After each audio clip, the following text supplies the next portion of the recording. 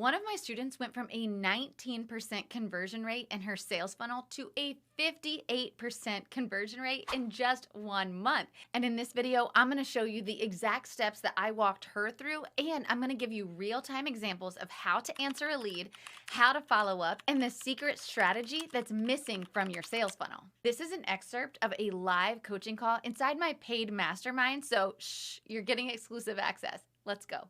We are going to do an open Q&A today, but I did want to start with texting in your sales funnel because that has come up multiple times. Kayla Cummings actually posted in the Facebook group yesterday if you didn't see it. She has a multi six-figure photography business. She is an extremely well-established high-end photographer in Austin, Texas. And she just started ad texting because her and I have been chatting, and I'm like, girl, what are you doing? You need to start adding texting, because she was having a really hard time with conversion recently, just in the last like 5 months. And she was not on the texting bandwagon. And so if you guys didn't see the post yesterday, basically she was saying that her conversion rate has significantly increased since adding in texting. And I think it just feels overwhelming when you don't know how to do it, right? It's kind of like, okay, what platform do you use? How do I add this in? What do I say? Mark Chapman with the I Do Society, he's been on the podcast several times. He's been doing a lot of TikToks about like terrible texts that he's seen recently.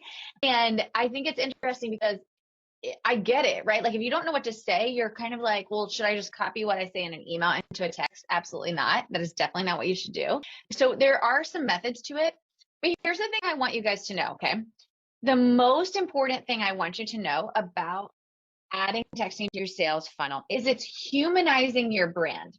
And the reason that it's working is because, one, there's not that many wedding pros who are doing it yet. A lot of people are still afraid to do it, and it cannot be automated. And I shouldn't say it cannot be. I'm sure that there's systems out there that can automate it. That's actually not the point. We're not trying to cold DM people or trying to drop into their texting like a bot. We're trying to humanize our brand in a really effective way. And the generation that's buying right now is craving that human brand. They have grown up in a society where social media has been a thing their entire lives. So connecting with people online is a really important thing for them, and they're used to doing it. They don't really want to get on the phone with you if they don't have to. They really don't. I want to say they don't understand email because that makes them sound stupid. And I think Gen Z is going to be the generation that is going to I think they're going to be the wealthiest generation. I think they are like the coolest generation. That's not because I have kids in that generation, but they think differently. They think outside the box. They want things to be different. So it's not that they don't know how to use email. It's just that they don't see the purpose of it for a lot of things. And so they may inquire through your form, but if you're only clogging up their inbox with a bunch of your emails, they're not reading them. Or if they are reading them, they're kind of like, this is overwhelming, I'll get to it later. But if you can stand out from the crowd, so if they inquire with 6 pros in your category and all 6 pros are just hitting them with an email automation every 3 days, but you stand out by shooting them a personal text, not sounding like a bot, and you connect with them there, you have such a much better shot of being the pro that wins their business. Here's how we do it in my company. So you guys know I love automations, so I'm not telling you not to use them. I think they have a purpose. I just think we have to infuse the person, right? So the way we do it is when an inquiry comes in to our company, into our sales funnel, they automatically get the very first email that's automated. You guys know how I feel about this. I'm going to touch on it for a second, but there's an entire module inside of the accelerator about exactly what to say in those emails, but I'm going to touch on it for a second. What you do not want to send in that initial automated email is, thanks so much for inquiring with us. We'll get back with you within 48 hours or 72 hours. That is a complete waste of an email. Like, just a waste of everyone's time and space. Please do not send that email. If that is what your initial automation says, I want you to fix it like today. So that very first email is going to say, it's going to have information that they're looking for, right? It's going to have your pricing in it, even though it's likely already on your website. Your pricing guide is going to be more in depth. So your website's going to have maybe a range of pricing or starting pricing, but your pricing guide is going to be more in depth, right? So we want to have our pricing guide. We want to have a little bit about who you are and what people say about you. Might have a review or something like that in there. And then our call to action in that email, and this is the piece that gets missed all the time, This is the piece, is there's no call to action. We send these emails, and the email's basically like, here's everything about us, so excited, can't wait to talk to you. It doesn't tell them the next step. It doesn't tell them what to do. So that call to action needs to be how to book a consultation with you, how to move forward, what's the next step. Now, I personally believe in giving every single person the link to book a consultation with you. I know there's a handful of you that are like, but what if I'm not available? I don't want them to book a consultation if I'm not available. I subscribe to the school of thought that let them book a consultation. And then if you genuinely are not available because you're not ready to build your team yet, or you're not there yet, or you're already stacked that date, you can go back to them and say, hey, Susie, I saw that you booked a consult with me for next week. Thank you so much. We would absolutely love to work with you. Unfortunately, we're not available for your date. Here's a few people that we recommend in our category. There's no difference between that and telling them that in the email while they're waiting to hear back from you. Let them book the consult. Who cares? But get back to them right away. Don't do the consult and then tell them that you're not available, right? So I subscribe to the let everyone book a consult. So in that first email, you're having the call to action be how to book a consult with you, which is likely to your scheduling link. Okay, so that email goes out, right? And the reason I want that to be automated is because first wins. Like it doesn't mean you're going to get the booking, but it does mean you're going to get open because they're right there. So if you can get them an email within 30 seconds with information they want, this is a plus, right? So we automate that email. The way my company does it is sometime that day, okay, sometime on the day they inquire, unless it's Saturday and we're at a wedding, we are going to check in via text. I typically like to wait a few hours. And the reason for that is because that email has the call to action on it to book a consult. So if they get the email and they book a consult, maybe like 30 minutes later, because they're like, oh, love this email. Yep, they're right within my price range, book a consult. I don't want to then send them a text, right?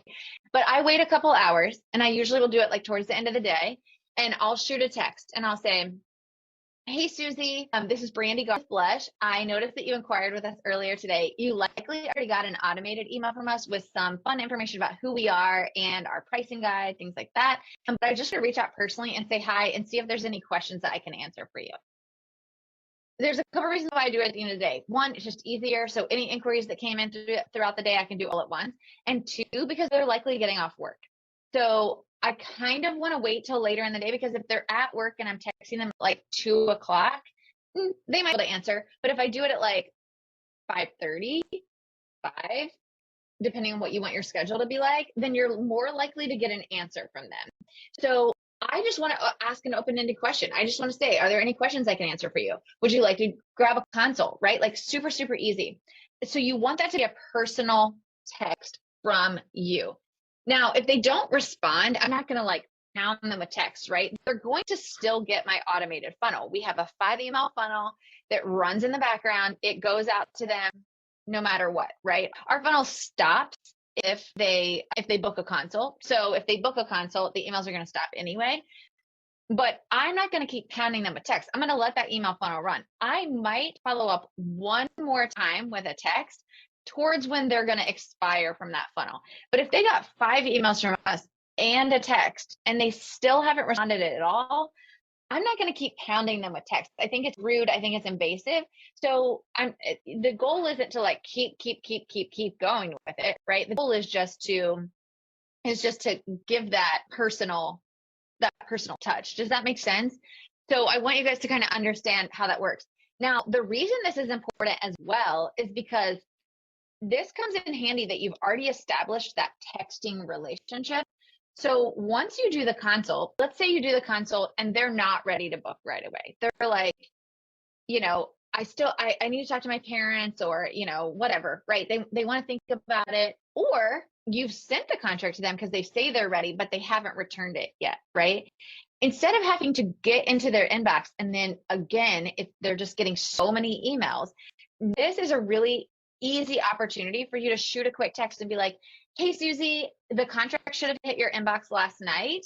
All you have to do is just go ahead and give it a quick signature online and pay the retainer. It'll take 2 seconds, and we'll get your date locked in and get you onboarded. right? So you can kind of see how that is establishing that texting relationship right from the beginning. And it's going to allow you to have that texting relationship post consult as well, and hopefully move that contract along a little bit faster. Hey CEO, if you're loving this video and you want to know more about how I teach wedding pros to double and even triple their revenue, I want to invite you to my free training and grab the link in the description. I'll walk you through my exact sales strategy on how to book 6 figures in your wedding business this year. Okay, I'm going to pause for some questions about this. I see, let's see, do you send a normal text or a video text to them? So I send normal text. I try to think about it like if my friend got engaged and I was so excited about it, right? And so I want to just like chat with them. I wouldn't send a video text to that either. So I'm trying to really add it like a personal conversation. I want to make sure it doesn't feel like a sales conversation. It doesn't feel like a bot. It doesn't feel like an automation.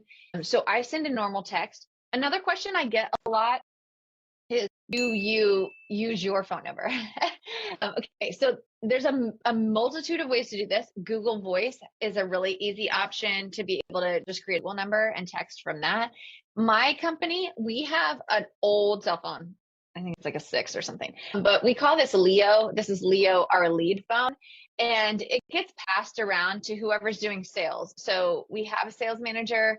She keeps the phone with her. It makes it really great because she can text from that phone, and she can answer phone calls and things from that phone too. And that's the phone number that's on our website.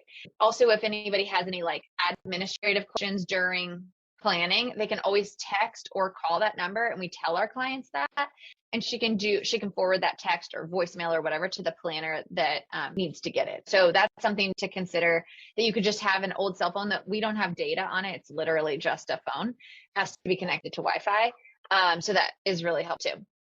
Let's see. So Lisa was saying we just added an app called Open Phone, and it has been great. Okay, cool. Yeah, that's awesome. And you can also use a VoIP service, Mensays, which is an app on your phone. Yeah, so there's so many ways to do this, you guys. I don't want you to overthink it. Don't be, don't say, oh, well, the reason I haven't done it is because I can't find a service to do it. Honestly, in full transparency, it doesn't bother me at all to text from my own cell phone. And often I would do that.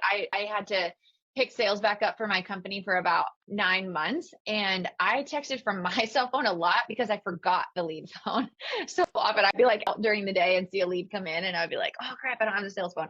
And so I would just text from my cell phone. It doesn't really bother me, but I get it. Like I get that not everybody feels that way. And so just using a service or getting a new phone number with a small cell phone is easy too. Okay, so Christine is saying, do you text through the client planning coordinating relationship? Yeah, okay, so this is a great question. A lot of people ask me this too. So how do you set the expectation for no text?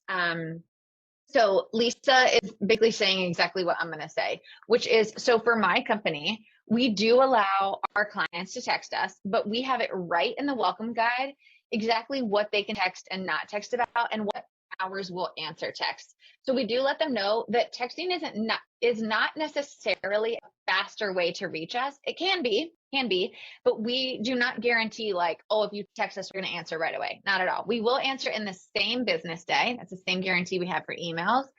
We will answer in the same business day, and they can only text us simple questions. So it might be something like, hey, Sophia, what was that DJ that you recommended to us the other day? It has to be something we can answer like without looking at their file. So let's say that we have a client that's like, I forget, can we put 8 people or 10 people at a table? That's an easy question to answer, right?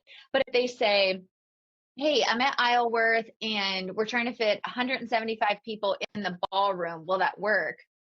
I don't know. There's so much to that question, right? It's like, well, are we at rounds of 8 or 10? And how big do we want the dance floor to be? What else is in there? So what we do is we create that boundary. So we'll write them back and we'll say, hey, this is actually a question I would need to look at your file to be able to answer for you. So can you shoot this to me in an email? And it's really just about training them. If you don't want your clients to text you at all, I do think you're going to have a challenge. I don't think you should do it during the sales process and not allow them to text you at all during the planning process, photographer, DJ, whatever you are. But I personally think texting it's great for me too. Like it makes it so much easier sometimes, because if I just need a quick answer from one of my clients, like, hey, what's the return address for your mom's for the invitations? Like that's a quick answer I can get on a text instead of waiting for them to check their email 3 days later. So like little things like that help me too. So I do prefer to text during the process, but it's about training your clients. The other thing, and this is something I'm super strict with my staff about, is you train them from the beginning. So it's not just about what type of questions they're asking, it's also about when you're going to answer. So if they text you at 8 p.m. and you answer at 8 p.m., guess what? They're going to keep texting you at 8 p.m. And then they're going to get mad when you don't answer one time. And they're going to have a right to get mad because you trained them that you will answer at that time. So right in our welcome guide, it says that we won't answer texts past 6 p.m. and we won't answer them on the weekends. So don't. If you get a text from a client, don't answer it. Leave it unread. On iPhone and Android, you can click mark unread. And the next morning when you sit down at your desk, answer their questions. But you have to create those boundaries, because if you don't, you're training them on how to do it. And some of us were with our clients for a year, y'all, or longer. Don't train your clients the wrong way. To tell you guys about some of the things that are coming, just to make sure that you guys are killing it. So thanks for being here, and we'll drop this call into the group soon.